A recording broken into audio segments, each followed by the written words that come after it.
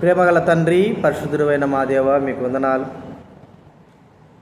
ఎల్షద్దాయి ప్రార్థన మందిరం నరసాపూర్లో ఈరోజు మాకు ఇచ్చినటువంటి సంఘ ప్రార్థన యొక్క సమయాన్ని బట్టి వందనాలు. ఈ సమయంలో మా విన్నపాలు, మా కోరికలు ప్రభువా, మా యొక్క ఆశలన్నీ కూడా మీ ఎదుట చెప్పడానికి కొరకే, మా బాధలు, మా కష్టాలు మీ ఎదుట వివరించడానికి కొరకే ఏర్పాటు చేసినటువంటి దినం బట్టి వందనాలు ప్రభు. అన్ని విషయాల కొరకే ప్రార్థించేటువంటి, క్షేమ కొరకే ప్రార్థించేటువంటి ఇక సమయాన్ని బట్టి మీకు కృతజ్ఞతలు చెల్లిస్తాను తండ్రి. సమయం కొద్దిగా ఉండి ఎక్కువసేపు ప్రార్థించడానికి సహాయం చేయండి ప్రభువా. మీ కృపను కోరుకుంటున్నాం, జ్ఞానం చేసుకోండి, రావాల్సిన తీసుకురండి ప్రభువా. పాట ద్వారా మీరు మహిమ పొందారు, వందనాలు చెల్లిస్తూ యేసు నామమున ప్రార్థించి వేడుచున్నాం తండ్రి. దేవుని వాక్యంలో నుండి యాకోబు రాసినటువంటి మత్తయి సువార్త 7వ అధ్యాయం.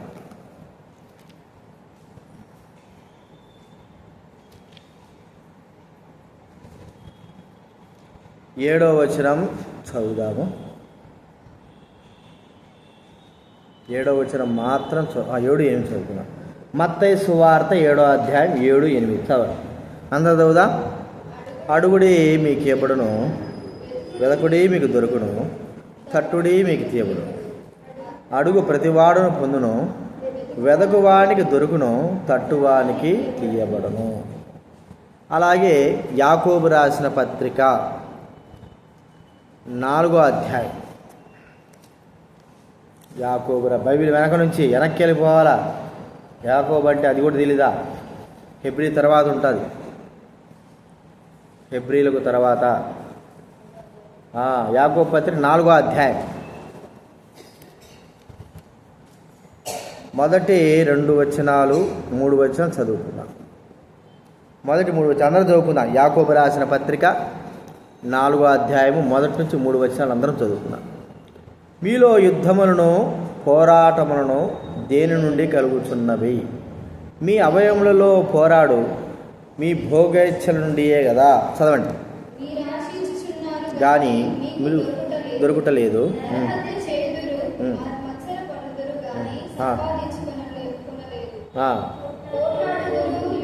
చేదురు, దేవుని అడగనందున దొరకదు. తర్వాత మీరు అడిగినను మీ భోగముల నిమిత్తము వినియోగించుటకై దురుద్దేశముతో అడుగుదురు కనుక మీకేమీ దొరకలేదు. ఇక్కడ యేసు ప్రభు చెప్పిన మాట ఏంటి?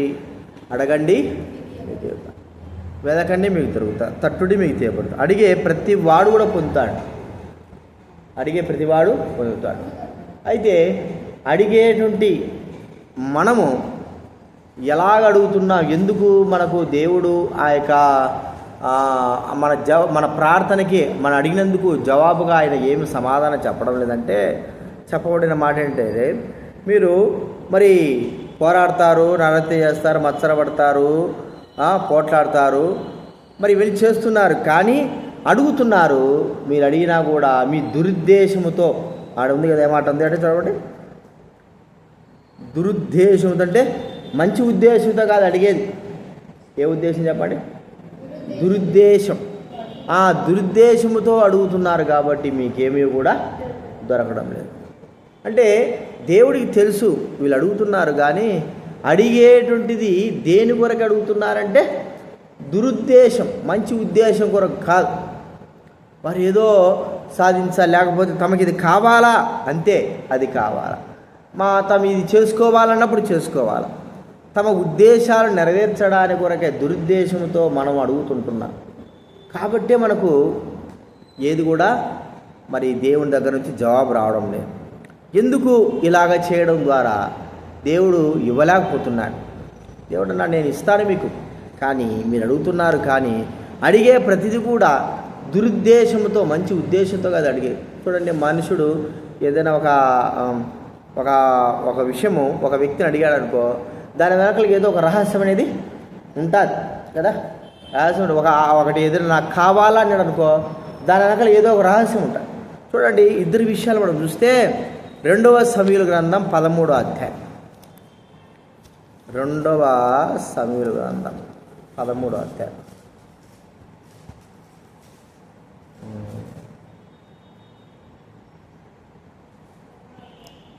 రెండవ సమూయేలు 13వ అధ్యాయం.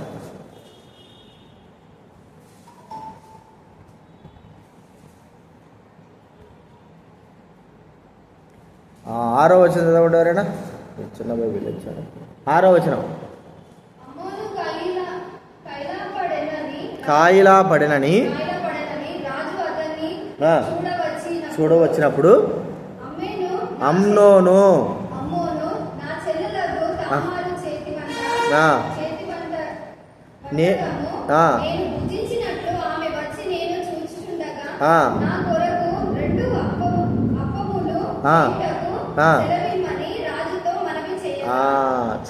అమ్నోను రాజు యొక్క అబ్షాలోము దావీదు యొక్క పెద్ద కుమారుడు. ఈ వ్యక్తి మరి కాయిలా పడ్డాడు. రాజు దావీదు యొక్క మరో భార్య కుమార్తె అయినటువంటి తామార్ అంటే అబ్షాలోము యొక్క చెల్లెలు. మరి పాప సంబంధమైన ఆలోచన కలిగి ఉండి కాయిలా పడినాడు. అంటే బాగలేకోకుండా మనోవ్యాధితో ఆలోచిస్తూ ఉన్నాడు. ఈ ఆలోచించే సమయంలో మరి తన స్నేహితుడైన వాడు ఒకడు వచ్చి ఈ మాట చెప్పాడు, ఎందుకు నువ్వు ఇట్లా ఆలోచిస్తున్నావు అంటే ఇది పరిస్థితి అన్నప్పుడు, సరే రాజు వస్తాడు, రాజుతో నువ్వు మనవి చేసుకో, రాజు వచ్చిన తర్వాత మనవి చేసుకో, ఏమని, నా చెల్లు మరి వచ్చి నేను చూస్తుండగా 2 అప్పాలు చేసిస్తే చాలయ్యా, నాకు ఇంకేం అవసరం లేదంటాడు. అడిగింది దేని కొరకు అడుగుతున్నాడు రాజుతో చెప్పండి. తాను పాపము చేయడానికి కొరకై, తన ఉద్దేశం హృదయంలో ఏముంది, పాపము చేయడానికి కొరకైనటువంటి ఉద్దేశం తన హృదయంలో ఉంది. రాజుతో ఏమని చెప్తున్నాడు, నాకు 2 అప్పములు చేసితే చాలు, ఏం తామారే చేసేయాలనా, పని మనుషులు లేరా, ఇంకా ఎవరు లేరా అంటే తన హృదయంలో ఉన్నటువంటి మాట తాను రాజుతో చెప్తున్నాడు. దురుద్దేశముతో, పాప సంబంధమైన ఉద్దేశముతో అడుగుతున్న మాటలు. మరి రాజైతే ఇచ్చేసినాడు. రాజైతే సరే పోమను పోయి అప్పములు చేయకుంటే ఆడ జరిగిన పరిస్థితి మనకు బాగా తెలుసు. ఎంతో ఘోరమైన సన్నివేశం జరిగింది. అంటే ఒక వ్యక్తి ఇంకొక వ్యక్తిని అడుగుతున్నాడు అంటే ఏదో దురుద్దేశము హృదయంలో పెట్టుకొనే అడుగుతున్నాడని మనం చూస్తుంటున్నాం. ఇంకొక వ్యక్తి కూడా ఉన్నాడు, ఈ తామారేకి అన్న అబ్షాలోము ఇలా జరిగిన తర్వాత ఏం చేశాడంటే మరి అమ్నోను చంపాలని ఉద్దేశం తన హృదయంలో ఉంది. ఉద్దేశం ఉన్నప్పుడు ఏం చేశాడు మనకు బాగా తెలుసు. కొన్ని రోజుల తర్వాత తన గొర్రెల బొచ్చు, 100 గొర్రెలు ఉంటాయి, ఆ బొచ్చు అంతా తీసేసి బనీలు తయారు చేయడం, లేకపోతే ఆ గుడ్డలు తయారు చేయడము, అవి తయారు చేస్తూ ఉంటారు. వాటిని కత్తిరించేటప్పుడు అది మంచి లాభదాయకమైనటువంటి వ్యాపారం. ఆ గొర్రెల బొచ్చు అనేది లాభదాయక వ్యాపారం. అది ఉన్నప్పుడు అందరూ సంతోషంగా విందు చేసుకుంటారు. ఈ అబ్షాలోము కూడా నేను గొర్రెల బొచ్చు కత్తిరిస్తుంటున్నాను, విందు చేసుకుంటున్నాను రాజా, నువ్వు మరి నా సహోదరులందరూ రావాలి అని చెప్పాడు. మరి నేను రాలే, నేను వస్తే నీకు ఇంకా కష్టం అవుతుందంటే, సరే నువ్వు రాకపోతే ఏమైంది కానీ నా సహోదరుడు అంటే అమ్నోను నువ్వు పంపు అంటాడు. అర్థమైందా? చూడండి ఒక మాట చూడండి, ఎవడ అదే 13వ అధ్యాయము 26వ వచనం చదవండి ఎవరైనా. 13:26.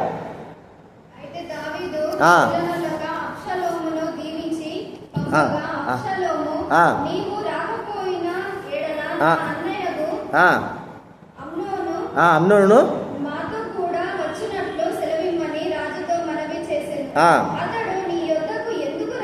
ఎందుకు రావాలని అడగగా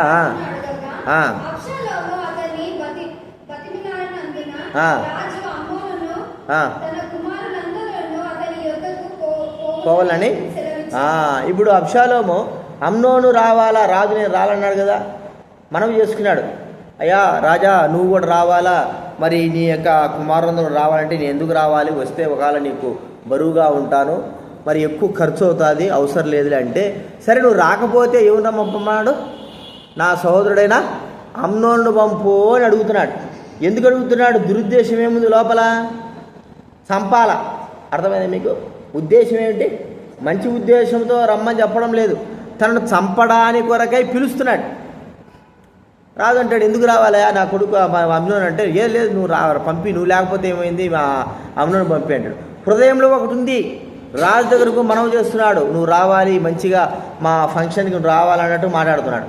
కానీ ఉద్దేశం ఏమిటి? అమ్నోను తాను హృదయంలో చంపాలా. ఇక్కడ చూస్తే అమ్నోను మరి 2 అప్పాలు చేసుకొని తీసుకురావాలి, నా చెల్లెలు తామారు పంపి అంటే ఎందుకు అడిగాడు? పాపము చెయ్యాలనే ఉద్దేశంతో తాను అడిగాడు. కాబట్టి ఇది ఉద్దేశపూర్వకంగా దురుద్దేశముతో మనవి చేయడము అని అర్థం. మరి దేవుని దగ్గరికి మనం ఎలాంటి మనవి చేస్తుంటున్నాం? ఎలాంటి దురుద్దేశముతో, ఏ ఉద్దేశంతో మనం చేస్తుంటున్నాం? మనం మనవి చేసేది దేవునికి ఇష్టకరమైనదేనా, లేకపోతే మన ఇష్ట ప్రకారంగా, మనకు అవసర ప్రకారంగా మనం ఏమైనా ఉద్దేశంగా ప్రార్థన చేస్తుంటున్నామా అనేది మనం గుర్తించుకోవాలి. ఏదైతే మన అవకాశం కొరకు, లేకపోతే మన యొక్క మంచి కొరకు, లేకపోతే మనకేదో మంచి పేరు కొరకు, లేకపోతే వేరే విధానంలో మనం ఎప్పుడైతే ప్రార్థన చేస్తామో అదంతా కూడా దురుద్దేశపూర్వకమైందే మనం గుర్తించుకోవాలా. దురుద్దేశం అంటే ఒక ఉద్దేశం పెట్టుకొని మనం ప్రార్థన చేస్తుంటున్నాం. మరి అలాంటి వారికి దేవుడు ఇస్తాడా అంటే ఇయ్యడు. అందుకే మనం గుర్తించుకోవాలా, మనం అడుగుతున్నాం కానీ మరి అది దేవుడికి ఇష్టకరంగా కావడం లేదు. ఎందుకు కావడం లేదంటే మనం అడిగేది కూడా దాంట్లో ఏదో ఒక దురుద్దేశం ఉంది. చిన్నదో కానీ పెద్దదో కానీ దురుద్దేశం ఉంది. దురుద్దేశం లేకోకుండా హృదయపూర్వకంగా ప్రభువును మనం అడిగే విధానంలో అడిగితే, దేవుడికి మహిమకరంగా వచ్చే విధానంలో మనం ఎప్పుడైతే అడిగితే, దేవునికి ఘనత వచ్చే విధానంలో ప్రతిదీ కూడా మనము చేసే ప్రతి ప్రార్థన కూడా ఘనత తెచ్చేదిగా మనం ఎప్పుడైతే చేస్తామో అప్పుడు అది దేవుడు అంగీకరించి దానికి ముద్ర వేస్తాడు. కాబట్టి మనం గుర్తించుకుందాం. మరి అపోస్తులైన వారు కూడా గుర్తిస్తూ ఉంటే వాళ్ళు ఏం చేస్తున్నారంటే, మరి ఆ దినాల్లో యేసుప్రభు చనిపోయి తిరిగి లేచి వెళ్ళిపోయిన తర్వాత కూడుకొని ప్రార్థన చేస్తున్నారు. వాళ్ళ బైబిల్తో ఉన్నారు. వాళ్ళ బైబిల్తో ఉంటే వారందరూ కూడా ప్రార్థన చేస్తూ ఒక మాట చెప్పారు. ఏమంటే, ఓ ప్రభువా, నీవు నిజంగా మాతో పాటు ఉండేటట్టయితే మేము దేవుని వాక్యమును ధైర్యంగా బోధించడానికి మాకు సహాయము చెయ్యి. వారి ప్రార్థన ఏమై ఉన్నది? దేవుని వాక్యము వ్యాపించాలి, దేవుని వాక్యము ప్రబలింపబడాలి. ఒకవేళ ఇలా ఉంటే వాళ్ళ ప్రార్థన, ప్రభువా మా చేత గొప్ప గొప్ప కార్యాలు చేయించి మమ్మల్ని మహింపరుచున్నట్టుగా ఉంటారా? కాదు. దురుద్దేశం, ఈ గొప్ప కార్యం చేయి, లేకపోతే ఇది చేయి, ఇది చేస్తేనే మరి నువ్వు దేవుడివై ఉంటావు, లేకపోతే ఇలాంటి యొక్క ఆలోచనలతో మనం ఎప్పుడైతే ప్రార్థన చేస్తామో దేవుడు అంగీకరించాడు. వాళ్ళు అపోస్తులు ఏం చేశారంటే ఒక మంచి ఉద్దేశంతో, ప్రభువా మేము వాక్యం బోధించాలి, మీ దివ్యవాక్యం బోధించాలి, మాకు శక్తి చాలడం లేదు, పరిశుద్ధాత్మ చేత మా నోటిని నింపి దేవుని వాక్యం ధైర్యంగా బోధించాలా, దానికి నువ్వు సహాయం చేయి ప్రభువా. కేవలము దేవుని వాక్యము ప్రబలడానికి, దేవుని వాక్యం చెప్పడానికి అపోస్తులు ఏం చేశారు? ప్రార్థన చేశారు. దురుద్దేశంతో చేయడం లేదు. మన ప్రార్థన ఎలాగుంది? మన ప్రార్థన కూడా గుర్తించుకోవాలా. మనకు మహిమ తెచ్చేదిగా ఉండదు, లోకానికి మహిమ తెచ్చేదిగా ఉండద్దు, మరి లోకస్తులకు మహిమ తెచ్చేదిగా ఉండద్దు. దేవునికి మహిమ తెచ్చేదిగా ఉండాలా, దేవుని కార్యాలకు మహిమ తెచ్చేదిగా ఉండాలా. ఒక్కోసారి మేము ఏదైనా చేస్తూ ఉంటే అప్పుడప్పుడు మరి దేవునికి మహిమ రాకోకుండా దైవ సేవకులైన వారికి, పెద్దలైన వారికి, లేదా ఎవరికో చేసేవారికి మహిమ వచ్చేదిగా ఉంటారు. అలాంటిది మనం ఎప్పుడు కూడా అడగకూడదు. మనకు మహిమ రాకపోయినా పర్వాలేదు, దేవునికి మాత్రం ఖచ్చితంగా మహిమ వచ్చేదాన్నే మనము అదే అడగడం అంటే అప్పుడు దేవుడు ఖచ్చితంగా మనకు ఇస్తాడు. ఈ మాట చూసుకుందాం, ముగించుకుందాం. మనము చూడండి, మొదటి యోహాను రాసిన పత్రిక, యోహాను రాసిన మొదటి పత్రిక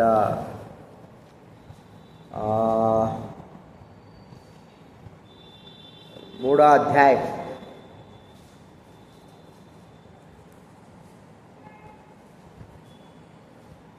మొదటి పేతురు తర్వాత ఉంటుంది చూడండి.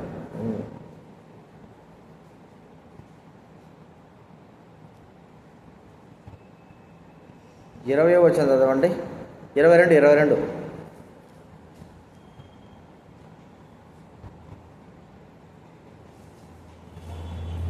మొదటి యోహాను రాసిన పత్రిక 3వ అధ్యాయము 22వ వచనం.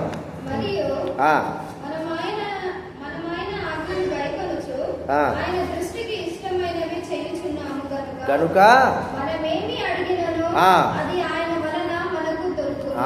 మనం ఏం అడిగినా కూడా అది ఆయన వల్ల మనకు దొరుకుతుంది.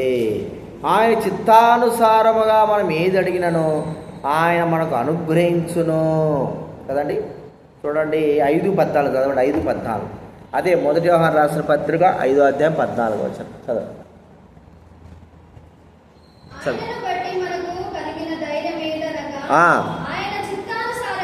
ఆయన చిత్తానుసారముగా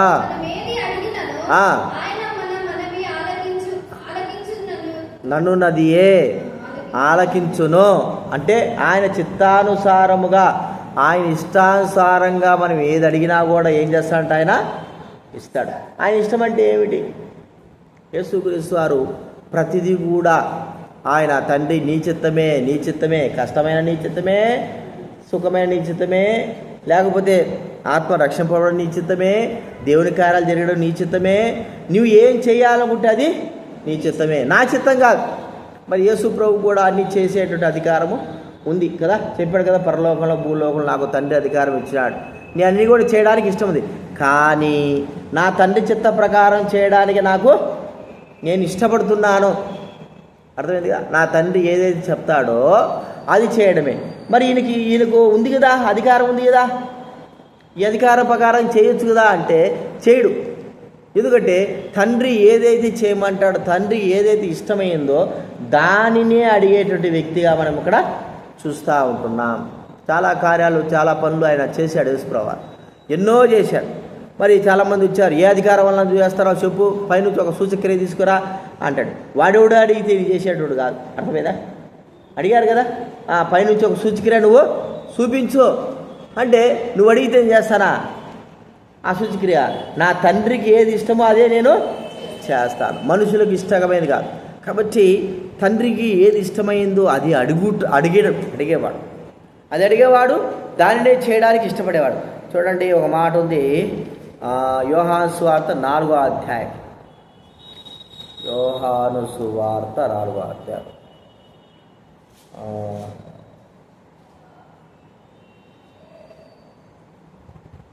34 చదవండి ఎవరైనా. 4:34 యేసు వారిని చూచి నన్ను పంపిన వాని చిత్తం నెరవేర్చుటయు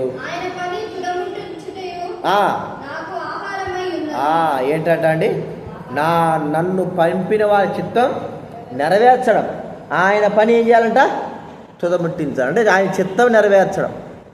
కాబట్టి ఆయనకి ఏది ఇష్టమైందో, భక్సింగ్ గారిని కూడా పెద్దలు అడిగారు, అయ్యా నీకు ఈ సేవ చేస్తున్నావు కదా, నీకు సంతోషం కలిగించేటువంటి ఒక కార్యం ఏమిటో చెప్పు దేవుని దగ్గర నుంచి. అంటే ఆయన చెప్పిన మాట ఏంటంటే, దేవుని చిత్తము తెలుసుకోవడము, ఆ చిత్తాన్ని ప్రకారంగా చేయడమే నాకు సంతోషకరం, ఇంకేం లేదు. నా ఇష్టం కాదు, వాళ్ళు ఎవడు చెప్తే చేసేది కాదు, వీళ్ళు ఏమైనారు చేసేది కాదు. దేవుడి చిత్తం తెలుసుకోవాలి ముందు, ఆ చిత్త ప్రకారమే చేయాలి. కష్టమో, బాధో, నష్టమో, వ్యాధో, అవమానమో, ఏదైనా సరే దేవుని చిత్తం తెలుసుకోవాలా, ఆ దేవుని చిత్త ప్రకారంగా నడుచుకోవాలి. అది దేవుని చిత్తము అనేటువంటి మాట మనం చూస్తున్నాం. దేవుని చిత్తం జరిగించేవాడు సదాకాలం నిలిచి ఉంటాడని వాక్యంలో రాయబడింది. కాబట్టి మనం కూడా ఆయనకు ప్రార్థన చేయాలి. ప్రభువా, మరి ఇక్కడ మా ఇష్ట ప్రకారంగా మేము దురుద్దేశంతో అడిగేటన్నీ కూడా వద్దు. మనం అడిగేటన్నీ కూడా అవే దురుద్దేశంతో, మాకు బాగా చేయి, మాకు పిల్లలకు పెళ్ళిళ్ళు చేయి, లేకపోతే ఇవి చేయి, ఇవి చేయి అని అడుగుతున్నాం. కానీ ప్రతి ప్రార్థన మనం చేసే ప్రార్థనలో కేవలము సంఘం కొరకు, పరిచర్య కొరకు, దేవుని కార్యాల కొరకు, దేవుని మహిమ కొరకు మనం ఎప్పుడేం చేస్తున్నామా? చెప్పండి. ఏం చేయి, దాంట్లో 100% 70% మనం అడుక్కోవడం ఉంటుంది, 30% అంతేనా? మీరు చూడండి, మీరే గమనించండి. ప్రతి ప్రార్థనలో, సంఘం కొరకు కాకోకుండా మన కొరకు చేసేటువంటి శాతమే ఎక్కువ ఉంటుంది. సంఘం కొరకు చేసేది చాలా తక్కువ కదా. సంఘం కొరకు అత్యధికంగా చేసే 10% నువ్వు చేసుకోగలుగుతామా? చేయలేవు. కానీ ఇదే మనం గుర్తుంచుకోవాలి, ప్రభువు చిత్తము ప్రాముఖ్యమైంది, దేవుని కార్యాలు ప్రాముఖ్యమైనది, దేవుని మహిమ ప్రాముఖ్యమైంది, దేవుని యొక్క ఆత్మకార్యాలు అందుకే అన్నాడు ప్రభు అపోస్తలుడైన పౌలు, మనకు యోగ్యంగా యుక్తంగా ఎలాగ ప్రార్థన చేయాలో మనకు తెలియదు. మనము యుక్తంగా ప్రార్థన చేయడం తెలియదు. ఆయనకి ఏది ఇష్టమో అది గుర్తించి మనం ప్రార్థన చేయాలి. ప్రతిసారి మనం ఒకసారి ఆలోచిస్తాము, మనం యేసుప్రభు వారి జీవిత చరిత్రలో ఏ రోజైనా సరే నాకు అన్నం పెట్టు నాయన, లేకపోతే నాకు ఆ డబ్బి, లేకపోతే నాకు బట్టలి, ఏమైనా చేసినాడా, నాకు ఇల్లి, ఎక్కడైనా ఉందా చరిత్రలో? ఆయన జీవిత చరిత్రలో చూసినామా మనం? ఏం లేదు. ఆయన చేసే ప్రార్థనలో కానీ అన్నిలో కానీ దేవుని మహిమ, దేవుని చిత్తమే, వేరేదేమి కూడా లేదు అని మనం గుర్తిస్తుంటున్నాం. అంటే దేవునికి మహిమ వచ్చేదే దేవుని చిత్తమే జరిగించడము తండ్రి అయిన కుమారుడైన యేసుక్రీస్తు వారి యొక్క ఉద్దేశము. అదే ప్రార్థన. మనం కూడా అదే ప్రార్థన. ఇప్పుడు మనం ఏం చేయాలా? ఇంటికాడ మొరపెట్టుకుందాం. ఏమని? నా కొడుకును కాపాడు, నా కూతురు కాపాడు, మాకు డబ్బు బాగా తెచ్చే, అన్నీ ఇదని ఇంటికాడ మొరపెట్టుకుందాం. ఇప్పుడు ఇక్కడ ఏం మొరపెట్టాలి చెప్పు? కేవలము సంఘం కొరకు, మందిరం కొరకు, ఆత్మల కొరకు, మందిరం కట్టబడానికి కొరకు, దేవుడి కార్యాల కొరకు. ఇది తప్పి వేరేది పోకూడదు. 100%లో 100% ఏముండాలి చెప్పండి? 100% చేసి సంఘం కొరకే, ఆత్మల కొరకు, రక్షణ కొరకు, దేవుని కార్యాల కొరకు, దేవుని మహిమ కొరకు, దేవుని పని కొరకు, అన్నిటి కొరకు మనము చేయగలిగితే దేవుడు నా కొరకే, నా మందిరం కొరకే ఆలోచిస్తున్నారన్నప్పుడు మనకు కావాల్సిన ఆయన ఖచ్చితంగా చేసి పెడతాడు. అది మనం గుర్తుంచుకోవాల్సిన విషయం. కాబట్టి మనం చేసే ప్రార్థన దురుద్దేశముతో, మంచి ఉద్దేశం కాదు, దురుద్దేశంతో ఏదో ఆశించే ప్రార్థన వద్దు. మనకు అది వద్దు. అవసరం ఉందా? మరి సంఘంలో కాకోకుండా మరి మన ఇంటికాడ ఆ వ్యక్తిగతంగా ప్రభా నాకు ఈ అవసరం ఉంది, నాకు అవసరం ఉంది, నా అవసరం ఇంటికాడ నేను చేసుకుంటాను, సంఘంలో సంఘం కొరకు చేస్తున్నాను ప్రభా, మరి నా అవసరం తీర్చని వ్యక్తిగతంగా మనం చేసుకోవచ్చు కాదని చెప్పడం లేదు. కానీ అయితే మనం ఎక్కువ శాతం దేనికి ఉపయోగిస్తున్నాం మన ప్రార్థన అంటే మన దురుద్దేశంతో మన అవసరతల కొరకే ఉపయోగిస్తుంటున్నాం. మరి మన అవసరతల కొరకు కాకోకుండా దేవుని కొరకు ఒకసారి మనం చేసి చూద్దాం. దేవుడు మన అవసరతలు మన మనసులో ఉంటాయి, ఆయన కూడా తెలుసు. మనం చెప్పాల్సిన అవసరం లేదు. ఒకవేళ చెప్పినా కూడా ఇంట్లో చెప్దాం. దేవుని సంఘంలో మనం ఏం చేయాలి చెప్పండి? దేవుడి అవసరతల కొరకు, దేవుని కార్యాలకు, దేవుడి అవసరతలు కాదు, దేవుని మందిరం యొక్క అవసరతల కొరకు, దేవుని కార్యాల కొరకు, దేవుని చిత్తం కొరకు, దేవుని మహిమ కొరకు మనం ఏం చేయాలి? మరి ప్రభు సందులో ఆత్మల రక్షణ కొరకు, ఆత్మీయంగా అనేకమైన అభివృద్ధి పొందడానికి కొరకు, సంఘం విస్తరించడానికి కొరకే మనం ఏం చేయాలి? ప్రార్థన చేయాలి. ఇది ప్రాముఖ్యమే. ఇదే దేవుని చిత్తము. కాబట్టి ఆ విషయాలు గుర్తుపెట్టుకుందాము. మరి అడుగుడి మీకు ఇవ్వబడన్నాడు, అడిగే ప్రతివాడు పొందుతా అన్నాడు. మనం అడుగుదాం. సంఘం కొరకు అడుగుదాం, పరిచయం కొరకు అడుగుదాం, దేవుని కార్యాల కొరకు అడుగుదాం, దేవుని మహిమ కొరకు అడుగుదాం, దేవుని మహిమపరచబడానికి అడుగుదాం, యేసుక్రీస్తు వారు ఘనపరచబడానికి అడుగుదాం, అనేక ఆత్మ రక్షణ కొరకు అడుగుదాం, దేవుని సంఘం స్థిరపై నిలబడేదానికి అడుగుదాం. తర్వాత ఇంటికి వెళ్ళిన తర్వాత మనం ఏం చేయాలా? ఏం చక్క సరదాగా చెప్పు. ఇంటికి వెళ్ళిన తర్వాత ఏం చేయాలా? వినపడుతుంది మీకు? ఇంటికి పోయిన తర్వాత ఏం చేయాలా? ఎవరు కోరుకో, నీ కొరకు ప్రార్థన చేసుకో.